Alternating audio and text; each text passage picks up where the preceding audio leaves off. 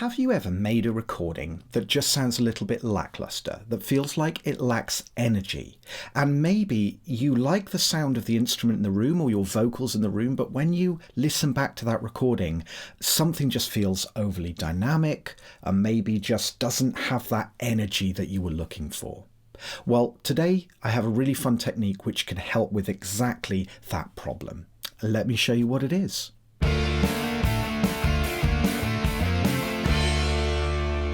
Let me start by playing you some acoustic guitar that I recorded. This acoustic guitar is very real world. It's got some loud sections, some quiet sections, gentle picked riff, chords kind of combination. Not only is it quite dynamic and the loud sections are too loud, but also it lacks intimacy. It lacks this sense of density. And then what I'll do is I'll play you the extra process that I've put on, and then I'll explain what's actually happening so you can try this in your productions.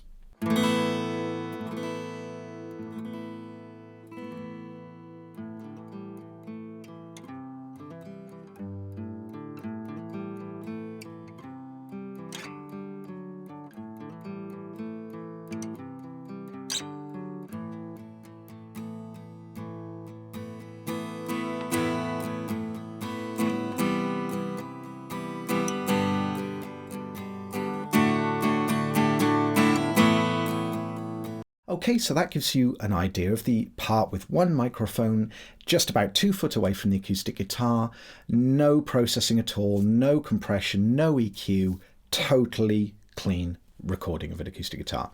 Now I'm going to play it to you again. I'm going to bring in what you can see is our compression track, except it's not actually a copy. It's actually a whole second microphone. Let me show you how it sounds now.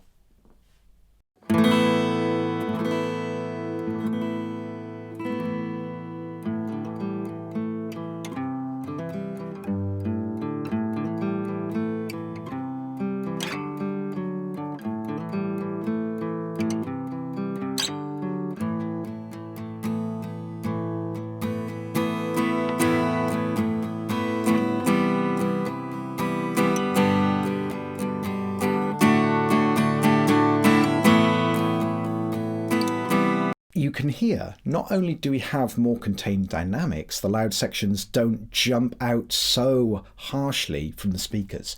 You also notice that there is like this intimacy which is brought forward. It's not just as simple as it just being compressed. There's this sense of closeness and density. That word density is the word I'd use to describe the feeling that you get when listening to those intimate picked sections. Let me show you now what I actually did to get this result. So what we have is a clean acoustic guitar. As you can see, nothing on it at all. It just heads right out to our main mix bus. But then we have a compression microphone. It's a whole separate mic, and it's just 2 small diaphragm condensers right next to each other. The second microphone, now the reason this is different to parallel compression, and by the way, let me just take a sidestep and explain parallel compression if you're not familiar with it. Often when we're recording and we have just a clean recording, we'll in our DAW take that track, copy it to a new track, and we'll add a heavy compression onto it, and then we'll blend it underneath the original track. And this gives often a similar sort of result to what we've got here. However, that means you're getting exactly the same copy of the sound. With parallel compression, it's the same mic placement. Everything is the same except you're adding a lot of compression to it. However, sometimes when you're doing that, you discover that the compression actually brings out a lot of unpleasant things you didn't realize was in the original clean recording. With a compression mic, a whole separate microphone, you can actually swap out the microphone, slightly change the positioning, and it's so easy and quick to set up a compressor on that second mic that's heavily slammed, that's easy to send to your headphones. Because a lot of the problem with recording is when you put those headphones on and you don't really have any compression, it can be really hard to hear the details, and the loud sections can come over too loud. changing your perception of the energy. Now, this doesn't happen so much when we've just got, say, an acoustic guitar in front of us, no headphones, or we're just singing in the room, because a microphone picks things up differently to how our ears pick it up, mainly because our brain filters out a lot of the stuff that we don't want to hear. It's just how our auditory system works. That a microphone, and when we play it back over the speakers, no longer happens because it's not the real environment, and our auditory system can tell the difference between those two things. So having that whole separate microphone with that compressor added in means you can really hear all those details, the loud bits don't get too loud, and you've got that energy that comes with the compression, except you're actually recording to it and with it. And then in your recording you can even fade that out for certain sections very, very naturally, and it gives just a bit more 3D depth to everything. So I'll now play the compression mic in solo so you can hear just how hard that track is being hit. Here is the compressor. Let's hit play and watch over here for the gain reduction so you can see just how much compression is actually happening.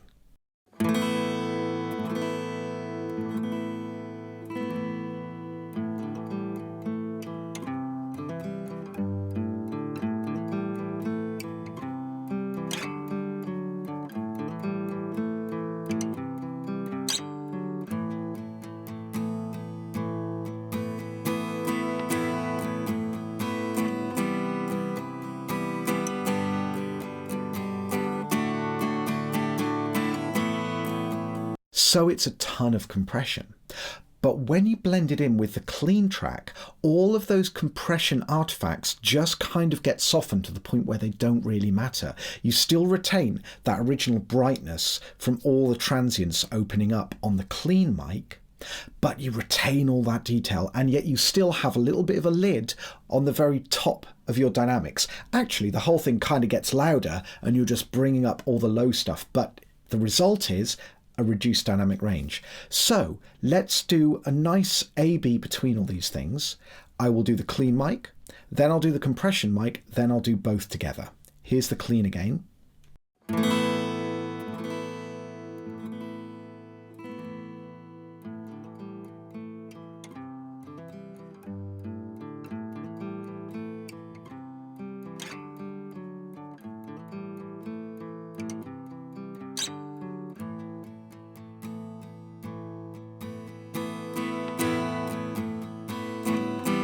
Compression only.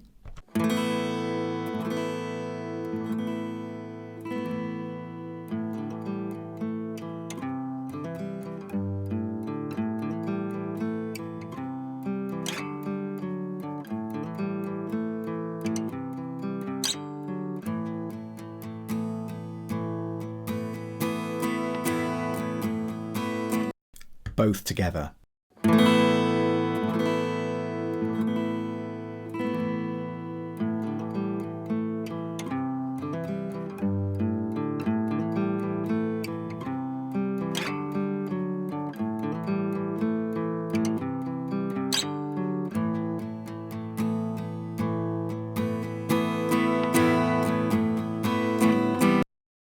One challenge which you may have noticed is when we have both mics in, even though, yes, sure, it sounds bigger and fatter and more dense, we do have a volume problem. So because we're combining two mics, it gets louder.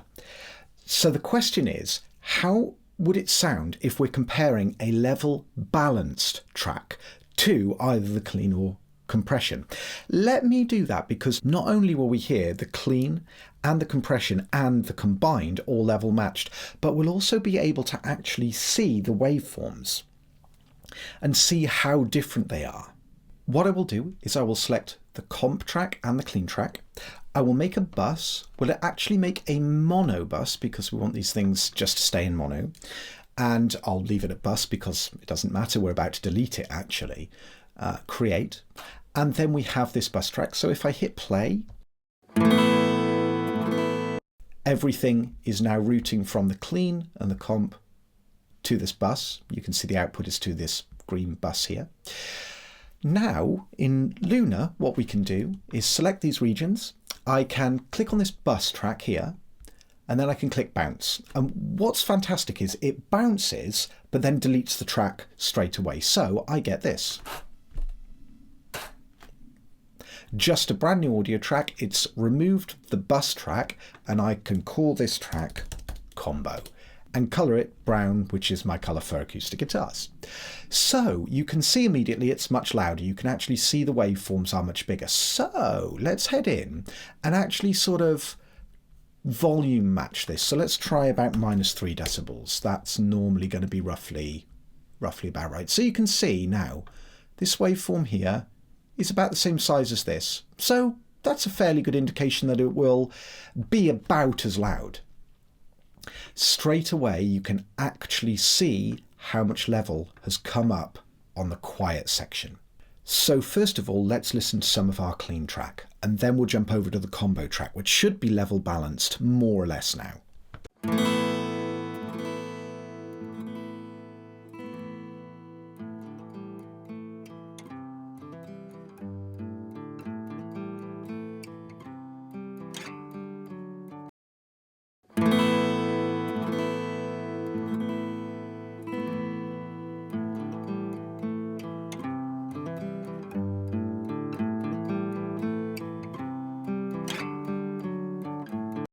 You've got all that presence there. Let's listen to that opening chord again. Okay, it's a little louder. Let's take this down a little bit more. Let's try -6 and see how that feels. Let's really make it match. Here we go.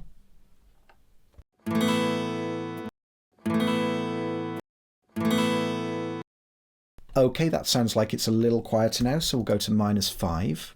Really trying to get as close as we can on this test. Isn't it interesting how you can hear the tone is so much more rounded? This one sounds quite bright. This sounds much more dense, much thicker.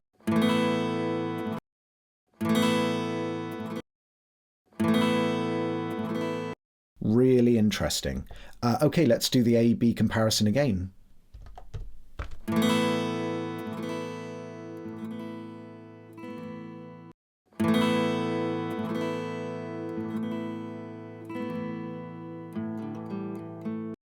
Can you hear how it just retains that energy? You still have that sense of dynamic. It doesn't sound like the dynamic has gone.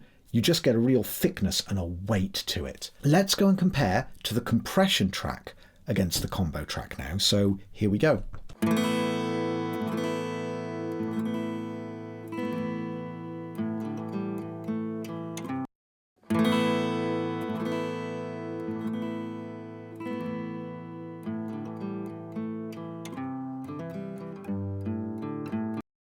So you probably heard that the compression track sounds like it's got a load of compression on it. The combo track sounds just so much more natural. We are literally getting the best of both worlds. And because we're using a whole nother microphone, it gives you all of those extra options to be able to move the microphone, get slightly different tonalities if you need. You do need to be careful of phase relationship challenges, so try to keep the microphones as close as you can, but a little bit of angling is perfectly fine. A little bit up, a little bit down, that will all be okay. You are not really going to get such bad phase issues that it's going to spoil your recording. So you don't need to worry about it too much. On top of that, now the performer, again coming back to this whole point, in their headphones is going to have such a much better balance to listen to. It's going to sound more exciting. They're probably going to make better decisions about how they're playing and the response that they have to that compression and that energy. They might not push so hard because the energy is already there. And the quiet sections, they might not lose so much in their headphones. They start maybe digging into acoustic guitar too hard or singing too loudly on quiet sections. They can be much more gentle. So just as a quick recap, this technique allows you to add a really pleasing size and density and movement to your recordings. It's very easy to send two microphone signals back to the performer as they're actually performing. And most DAWs nowadays allow you to record with at least one compressor in the chain in some way and monitor that in somewhat real time. I use Universal Audio's Luna with the Apollo system, which means that all of the plugins that I monitor with, they are all such low latency.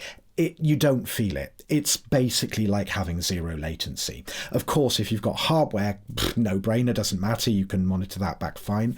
But most DAWs will allow you to lower your buffer size, this little section down here, low enough that you actually manage to be able to monitor that second mic with the compression on as you actually record. And of course, it does have the extra benefit of simply giving you compression, which means it's much more stable. Your loud parts aren't too loud, the quiet parts aren't too quiet. Best of both worlds. If you are interested in learning more about mixing, I have a free 6-step guide, which gives you an easy to follow workflow that'll help you get better mixes, whether you're brand new to this or even if you've got some experience and are just looking to refine your skills. Thank you so much for watching. I hope this has been really helpful to you, and I'll see you on another video next week.